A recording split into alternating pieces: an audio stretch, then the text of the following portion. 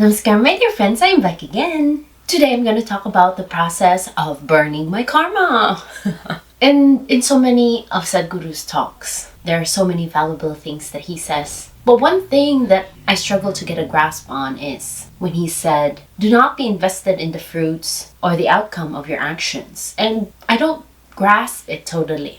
I understand the concept of it, but there's never been an urge for me to do it that way. My mind's just trapped in the process of doing to get something. And I feel like I've been brought up that way, that now it's still instilled, embedded in the being of me. Such a hard karma to untangle. And because this was what I was taught growing up, that I reap what I sow, that I get what I put into it, I always have this tendency to hyper control, like control all the factors I think that I can control, into a point where it induces so much anxiety, so much stress that spirals down into depression. And it's just so overwhelming. And please, I know a lot of you guys can relate to this one. Hence, I keep going back to, again, what Sadhguru said. I think during his culmination satsang or darshan with the Hatha Yoga teacher trainees, I think in 2016 or 17, where he said, take me with you every day of your life. And that he will make sure that we won't be in so much stress, anxiety, and depression. And that I carry that with me around, especially moments where everything's just out of control.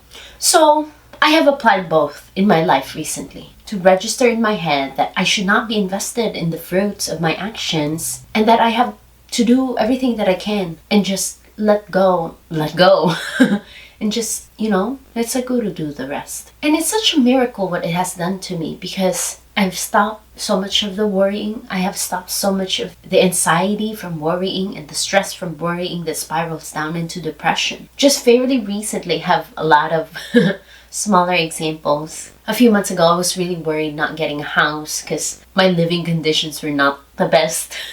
I lived in my car, I live in the office, and I was worried when I could probably get a house. And, somehow it just happened. It's bound to happen. But having to remind myself that I shouldn't worry a lot. Don't get me wrong, I still had worries. I was still stressed. But that constant reminder allows me to think and stop like, this is not fruitful use of energy, the worrying part, the stressing part that leads to depression. I just channel that energy into something I like doing more, like being creative. And now I've started to learn how to sew on a sewing machine, into gardening, into planning for the future, looking forward into what might happen and actually curate it to the way I want. And of course, the house hunting process became, I think, a little less stressful than how it would have been.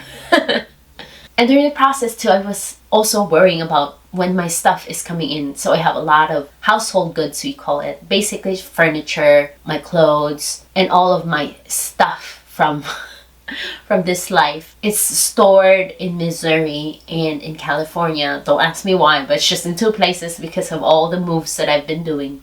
And I'm really worried about storing them and how to pay for them and trying to figure out not to spend a lot of money moving them because of the house. So I was really hoping to get the house sooner so I can get all my stuff in time without having to pay extra. And somehow, I just had to do what was necessary, like the next right thing from Frozen #2. Just do the next right thing. There's actually a lot of wisdom in that. But I've stopped the worrying part, but I just did what I need to do in terms of what's the next step, what's the next right thing. Have I taken care of the things that I need to take care of, that I know to take care of, and not worry so much about what would come next. And turns out I didn't have to pay extra for my storage. It's going to come in time for when I will get the house, I think during closing day or a few days after. So everything fell into place. Another issue too during the process was the agent that I had getting the house was not necessarily the best. I could be wrong, but it felt like he was just really pushing me into getting a house versus figuring out what I needed and what was my situation for me to be able to obtain the house. I felt like I was rushed into getting a house, into just signing for something I not really felt comfortable And I didn't know how to get away from it. And I was just so done with it that I'm like, I just need to do what I need to do, just stick with my agent and do the process. And something came out where I needed to switch agents because of circumstance where, we just had to part ways, and it happened. I got an agent who's able to address my needs and understand my situation into getting a house, and she was able to help me find a home suitable for my family. And I'm just really excited how things turned out. But those are just really, really small instances like recent happenings in my life. But some steps that I have taken to let go of the worrying is, I used to worry a lot about if Darling would be able to go to Isha homeschool in Tennessee. I've dropped that worry. I'm just gonna create an environment for me and for her. And with Grace, if it happens, then we'll end up at Isha homeschool, hopefully when she turns 7 or 8. But I'm gonna set that worry aside. If it happens, how wonderful it can be. And I really hope so it will happen with no worries. Also, the worry if I'll be able to live in the ashram long term, I've set aside that worry as well. If it happens, great. If not, I think Sadhguru's grace is everywhere, and I shouldn't be comparing. I shouldn't want something I don't, because there's a lot of things in front of me that's worth celebrating, worth wanting, worth appreciating. So just setting aside that worry lifts a lot of burden. Another thing I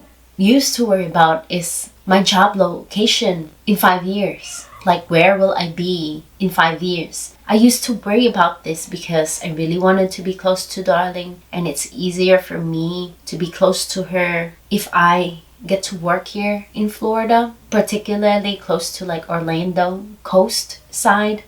That would be ideal situation. But again, setting aside that worry, knowing that things will fall into place. It might not be how I imagined it to be, because my imagination is just so limited. And I think a few times already I've disclosed, I've shared with you all my worries with finances. It's just my constant karma that I still need to figure out. So I worry a lot about finances, like what I want financial situation wise. And I always have to pause and think, like, why do I want a lot? Why do I want a certain number when I only need a certain number? And I really want to sort out this karma sooner rather than later. And so I'm sharing this with you all to keep myself accountable, to keep my commitment and not withdraw from it.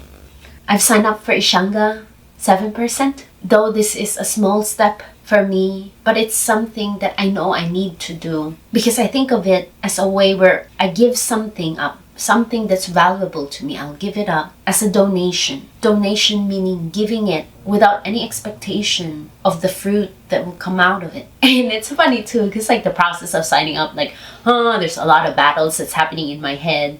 But I keep telling myself, this has to happen. This has to happen. This is a step that has to happen for me to figure out and sort out this karma.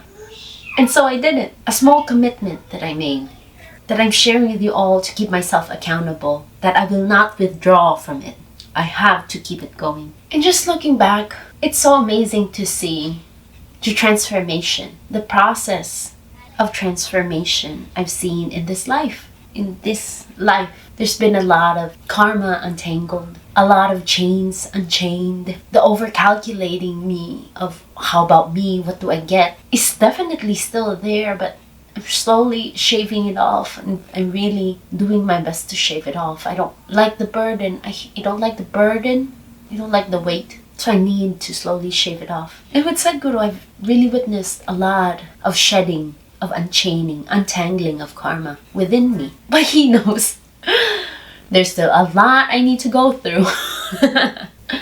But I guess it doesn't really matter if there's still heaps and loads of karma I need to go through. Because in His grace, in Sadhguru's grace, He never failed to carry me through. And for that, I will always bow to my Guru. Namaskaram. So yes, thank you all for listening to my sharing. Thank you all for keeping me accountable for my commitment. And I look forward to what you guys have to share with me. And until the next sharing, until next time, bye.